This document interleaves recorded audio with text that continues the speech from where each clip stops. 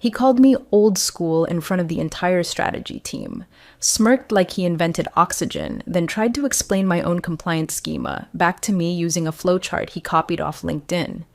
I didn't even correct him, just sat there, sipping the same shitty break room coffee I've had for 19 years, and listened to Lucas, fresh out of whatever MBA kennel the CFO's money bought, call my audit flags paranoid bottlenecks. That was my first real clue. This wasn't about optimization. It was about erasure. People think quiet means weak. They think tenure means you're too tired to bite back. That's why execs love legacy employees, until we remind them that we built the bones they're still dancing on. Lucas didn't know the difference between risk logs and access protocols. He thought segregation of duties was about seating charts. And yet, somehow, this walking nepotism grenade landed the title of Director of Operational Efficiency. No interviews, no background in systems, just a recycled TED Talk voice and a last name that made HR curtsy like it was still 1954. Before Lucas showed up, my days were a loop of quiet wins, no fanfare, just logs clean, pipelines humming, no outages. I trained every intern they threw at me, even helped 3 former CFOs turn their clueless kids into decent junior analysts, 2 of whom still send holiday cards. But Lucas wanted blood. He walked in and started slicing without reading the schematics. Deleted redundancy tags I'd planted after a near miss from the SEC back in 2018. I asked him, politely, if he wanted to review the audit history before making changes. He waved me off and said, "It's called Agile, Mason. Maybe Google it." That's when I knew. We weren't in a restructuring. We were in a purge. By the way, if you're still here, take a second to like the video and subscribe. It means a lot more than you think. 97% of people listen without subscribing, but this one's different. This is the one they'll remember. Back to Lucas.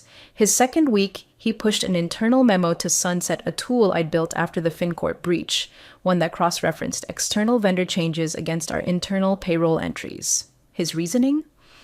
It clutters the dashboard. I scheduled a one-on-one. He skipped it. Twice. Then he messaged me on Slack. Just trim the fat and get with the program. No signature, no greeting. I flagged the risk, documented every change, sent it quietly to internal review. The CFO called me into a Zoom the next morning. Full company, 117 attendees, cameras on. He smiled, but not the kind that means you're safe. Said I'd undermined a promising leader's momentum and demanded a public apology to Lucas for creating a culture of fear and inflexibility. I didn't flinch, just unmuted and said, "Okay." That was it. The room went silent. But silence has always been my strongest language, and when I said okay, I wasn't agreeing. I was preparing. Lucas didn't even read the file names before dragging them to the graveyard. Just called them legacy bloat and wiped out 6 cross-verification nodes I'd personally built after the last SEC compliance warning. One of them was a multi-factor check on disbursements that caught 2 fraudulent vendor payments in 2020. But according to Lucas, if it wasn't in his color-coded Excel from week 1, it didn't matter. He'd labeled anything older than 5 years archaeological debt. I kid you not. Archaeological, as if decades of institutional memory were some kind of fossil to be swept aside so his daddy could brag about the new lean tech transformation in next quarter's investor call. I sent him a polite message, flagged a vulnerability his deletions had exposed, one that would allow duplicate contractor IDs to pass through unchallenged, bypassing invoice limit rules. I even attached screenshots and a before-after flow. He replied 3 hours later with a single line. Appreciate the heads up. Let's stay solution-oriented. That's rich, coming from a man who thought sandbox environment meant he needed to download a browser plugin. I escalated the issue internally, quietly, through the same secure backchannel I'd helped the compliance team set up years ago. I wasn't trying to embarrass him. I was trying to protect us. You'd think a $600 million company would care about safeguards that kept us out of federal court. But no. What they cared about was hierarchy, and Lucas's last name sat on top of the pyramid. When the CFO got wind of my escalation, he didn't call a meeting. He didn't ask for context. He didn't review the flagged risks, the duplicate entries, or the potential liability. No, he scheduled another all-hands Zoom, cameras on, Lucas's face glowing like he'd just won a spelling bee. "Mason," The CFO began, leaning into his webcam like he was delivering a eulogy. "We've received word that you're creating internal friction, that your methods are obstructive. My son is trying to innovate, and you're clinging to outdated systems." I said nothing. "Effective immediately," he continued. "You're off the operational pipeline unless you're willing to publicly apologize for questioning leadership." A few people blinked. One gasped. Most just looked down, like hostages pretending not to hear the ransom. Lucas didn't speak. He just smiled. That little half smirk of someone who's never had to earn authority, just inherited it like a family lake house. I unmuted, said, "Understood," and I logged off. No rebuttal, no dramatic exit speech, because power doesn't always roar. Sometimes it waits, quiet, patient, surgical, just long enough for the room to forget where it came from. The cursor blinked on the resignation template, but I didn't type a word. Not yet. I just sat in the glow of the monitor, letting the silence settle like dust in a server room. My hands were steady. No rage, no panic. Just the cold clarity that comes after someone mistakes your silence for submission one too many times. That Zoom call? That wasn't a punishment. It was permission. I opened the encrypted drive I hadn't touched in years. Buried inside were digital artifacts from a version of me they'd all forgotten existed. A younger Mason back when I still went by consultant instead of legacy asset. That was the title on the contract. 2004. Original systems architect, pre-acquisition, pre-rebrand, pre-every suit who walked in pretending this place was built yesterday. I found the addendum with the clause I remembered drafting myself, back when I didn't trust anyone's word, not even theirs. Clause 7C. In the event of forced project removal without due process or cause, contractor retains exclusive rights to derivative software modules created independently during original system design, including, but not limited to, legacy audit frameworks, vendor compliance protocols, and attached reporting dashboards. In plain terms, if they cut me without cause, I own the bones. They never amended it. Never noticed. Not once in 19 years. I started building my exit sequence the same way I built everything else here. Quietly, precisely, no loose ends. I logged into my admin console. My real one, not the shiny new front Lucas had slapped on for optics. I disabled 3 keys tied to internal sync licenses. Not revoked, just expired. Graceful shutdowns, nothing to trigger alerts. Yet. I printed my resignation letter, left space at the bottom for something I wasn't ready to write yet. Then I opened a second file, my checklist. Not a to-do list, a kill switch catalog. Every asset, every service, every vendor line where my name or my LLC appeared on the contract. Ridge South Systems, my original consulting outfit, technically never dissolved. I just let it drift into dormancy, until now. First item, revoke license handshake for the audit dashboard. Second, disable backup sync to Lucas's investor-ready view, the one he kept bragging about at Thursday stand-ups. Third, prep archival handover of encryption logs to legal. On paper, it looked like a simple cleanup, but anyone with half a clue would realize what was missing. I encrypted the logout timers, labeled them session rotation maintenance, and set them to cascade. One system every 12 hours, just enough to avoid suspicion until it was too late. Then I reached under my desk and unplugged the thumb drive that had been sitting in a dummy port since 2015. Inside, the last working copy of the compliance shadow logs. No cloud, no duplicates, no backups, just mine. This wasn't revenge. It wasn't rebellion. It was insurance. Because if they were going to kick me out of the house I built, they weren't getting to keep the foundation. The first system to stutter was the investor portal. Just a soft timeout error. Nothing catastrophic. Yet. Lucas probably thought it was a server burp or forgot to renew a token. I could practically hear him blaming some faceless contractor in Bangladesh before even checking the error log. But if he had checked, he would have seen the status line. License ping returned Newell, inactive handshake. That handshake used to be automatic, until I shut it off. Meanwhile, the dashboard he loved parading around, the one he named Apollo Metrics, like he'd launched the damn thing to the moon, It flickered, loaded blank tiles, then froze. He'd hard-coded it to pull from a live view table I had buried behind a secondary firewall, one that filtered out test entries, ghost vendors, and placeholder shells. Without my key, it saw nothing. And Lucas? Lucas saw a white screen where his investor demo data should have been. Still, no one suspected a thing. That's the beauty of quiet exits. Everyone's too busy with their next meeting to notice what's no longer functioning until the house lights cut off completely. Legal finally caught the first scent. A vendor renewal auto-flagged for review. The name? Ridge South Systems LLC, my company. My original consulting identity from before the merger. Technically, never absorbed.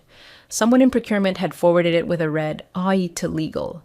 I imagined a junior associate squinting at the metadata, wondering why this dormant shell just generated a license conflict flag. They'd figure it out. Eventually. But not before the dominoes finished falling. I walked into HR with my resignation printed and folded clean, slid it across the desk with the badge clipped to it like an afterthought. The receptionist smiled too brightly. "Oh, are you transferring departments?" I didn't answer, just nodded, murmured, "Appreciate your time," and left before the glass doors even shut behind me. She didn't flip the letter open. She wouldn't have understood the last page anyway, the one with the summary of attached derivative rights and the timestamp of my final login triggers. Outside, it was drizzling. Not a storm, not yet, but enough to feel like the air had changed. Back in the office, I knew they were scrambling, just not for the right reasons. Lucas was probably calling IT, blaming AWS latency. Legal was flagging expired contracts with words like legacy exposure. And the CFO, he was likely rehearsing a quarterly call pitch about internal streamlining without realizing the foundation was already cracked beneath his feet. This was the phase no one notices, the part where all the pieces shift slightly out of alignment. Not broken, just disconnected. And when you disconnect enough threads, even the prettiest tapestry starts to fall apart. Lucas waltzed in Monday morning like he'd just negotiated world peace, aviators on his collar, protein shake in hand, fake tan glowing under the fluorescence. He did a little finger gun move at the receptionist, who looked like she was actively trying to fade into the ficus, then strutted down the hall like a dog off leash. The swagger of someone convinced that silence meant surrender. When he reached my row, he paused, looked at my desk, really looked. No coffee cup, no post-it wall, no half-worn wrist brace I usually kept by the keyboard. Just the dull, silent emptiness of someone who'd left with intent. I wasn't there, and neither was the heartbeat of his demo. "Learned your lesson, huh?" he mumbled to the empty chair, trying to save face in front of the junior analyst nearby, who gave him a confused blink and returned to pretending her screen wasn't frozen. Across the building, in a room with blackout blinds and 4 standing desks, IT was getting twitchy. An alert had triggered at 7:43 a.m. sharp. Unauthorized credential detected. License key invalid. Normally, that would have been a routine panic button. Someone fat-fingered a password. A vendor changed a handshake. But this one, it was tied to the core reporting engine. The license key didn't just fail, it returned null. No trace, no fallback, no shadow copy. The system didn't just reject access, it had no idea what access was anymore. At 8:12 a.m., a level 3 support engineer sent an internal note to their team lead. Weird thing, Ridge South Systems is showing as vendor owner for CFE pipeline auth. Isn't that Mason's? At 8:17 a.m., legal's Slack thread went from idle to DEFCON 2. A paralegal posted a screen cap of a flagged agreement that hadn't been updated since 2009. One sentence highlighted, "System continuity rights to remain property of Ridge South Systems unless advisory contract terminated under Section 14b3. No signature line from corporate, no overwrite, just my initials, the date, and a digital hash that hadn't expired. By 8:23 a.m., the CFO's Slack pinged from Melissa R. Corp Legal to Darren CFO message. Are you aware Mason Drake's name is still listed as the primary licensor for the core financial system? I need confirmation ASAP. This affects investor access. He didn't respond, because at that exact moment, Lucas was refreshing his dashboard again and again and watching every graph he promised to deliver to investors load as white boxes and red question marks. Smugness is a fragile currency. One bad morning, one unsynced feed, one buried contract clause, and suddenly you're not the future of the company. You're just the kid who broke the pipes trying to paint the kitchen. He probably thought I was bluffing. That I'd show back up with a forced apology and a team player smile. But the problem with assuming silence is submission. Sometimes it's just the sound of a trap closing. By 9:03 a.m., half the pre-board packets had failed validation. Every export button gave back a friendly little 502 error followed by try again later. But there was no later. Those decks were scheduled to go live by noon, and without them, investor alignment shattered like a cheap espresso cup on tile.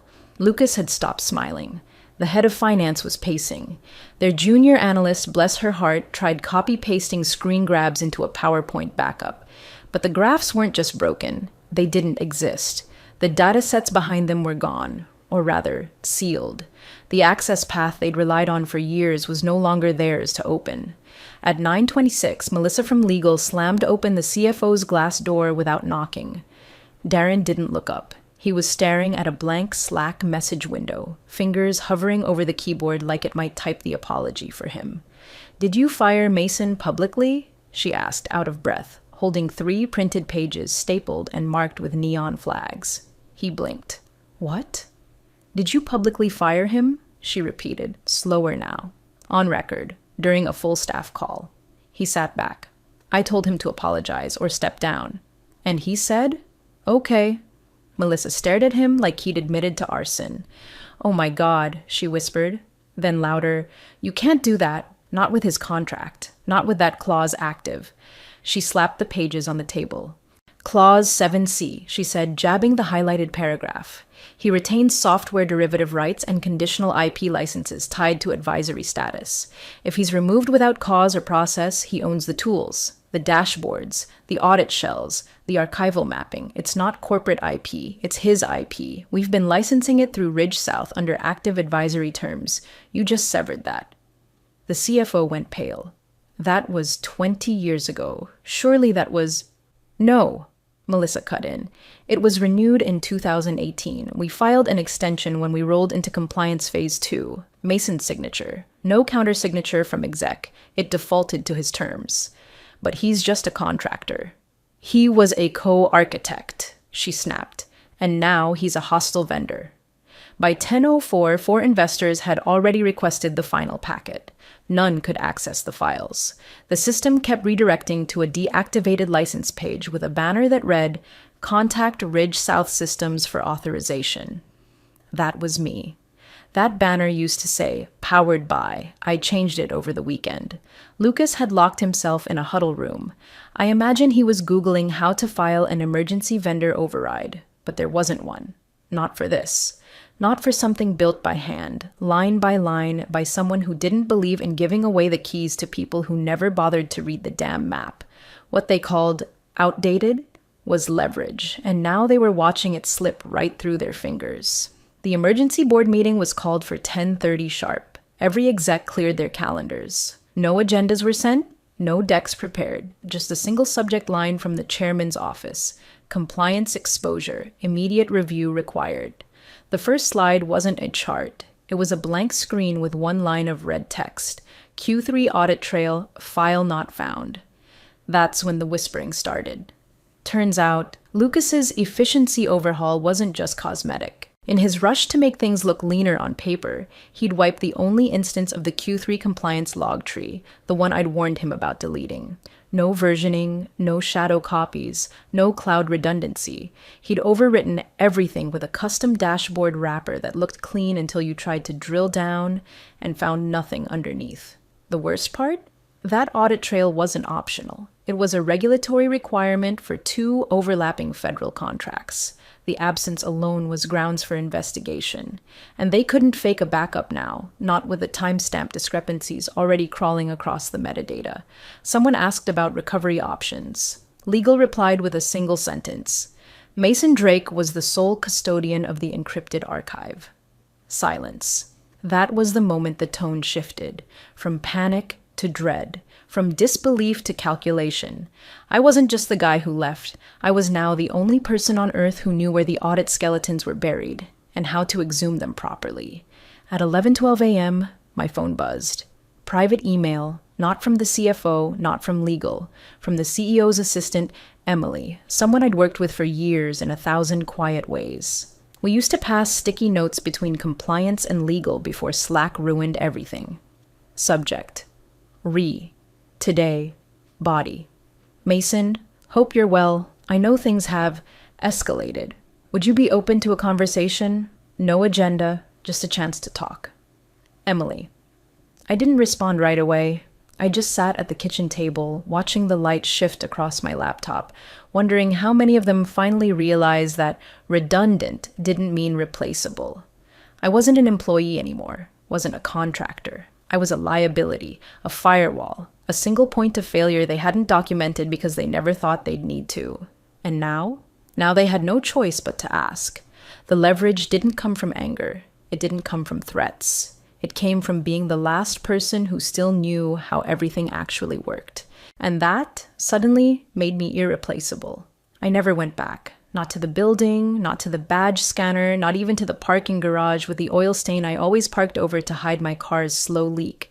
Let them keep their glass cubicles and their kombucha taps. I had no interest in a victory lap. I wasn't angry. I was done.